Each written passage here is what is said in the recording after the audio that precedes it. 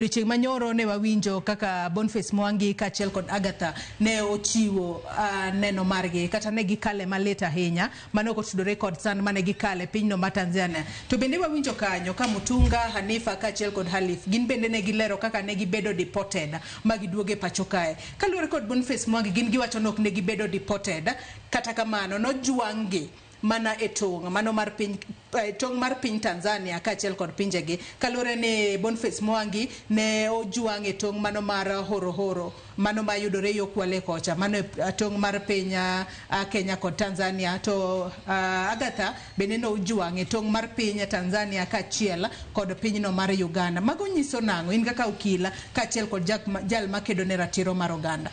Mokwongo adwaro ni mondo awach ni akwede okang' mamalo tim ma piny ma Tanganyika otim, ma Tanzania otimo. Nikech Tanzania ok nyalo wacho ni ok giyie n'oganda mamoko mondo mondo wuo kuom rocho ratiro matimre e piny Tanzania.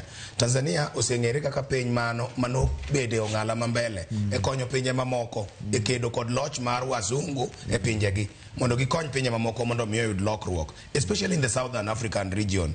King'iyo piny machalo kaka Mozambique, Angola ok dine giyudo independence ka onge Tanzania. Zimbabwe, Namibia, South Africa ok dine giyudo independence ka onge Tanzania. Tanzania ne ng'ado boda madonje pinjego mondo chiw support gi kony makende mondo mi pinjego oyud lokruok kendo giyud independence. Kata nyoro ka Nyamino biro makoche piny Uganda nokawo intervention mar Tanzania mondo gidonj kuro mondo gikel lokruok ni jo Uganda.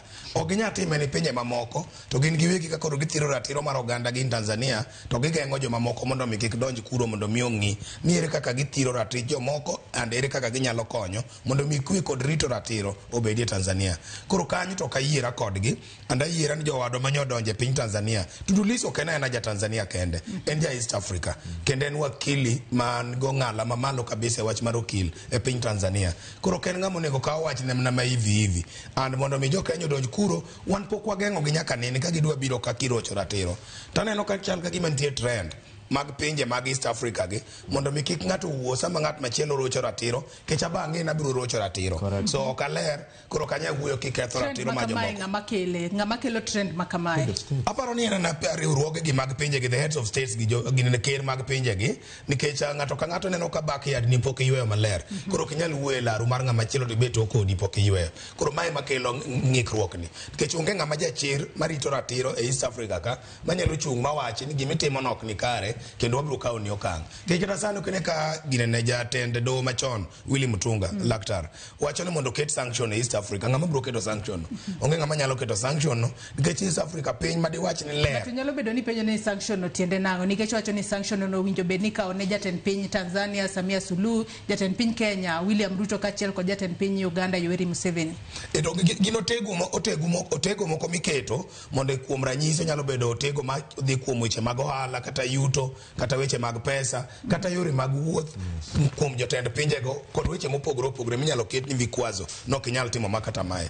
But koro pinje mikwana dego be gin pinje man go ng'ala East Africa ka kiwacho Uganda, Tanzania, Kenya, kiloro ni jotend pinjego ere piny machielo ma koro dhi dong' East Africa ka to ng'ano ma dhi loro nigi, kech ng'ama loro nigi ni bende nigi weche mochido e pinye kumentie. So I think that's the challenge and therefore odwaro sanction mohewo East Africa moloyo to koro Tanzania. And Tanzania asebedo Tanzania for quite some time.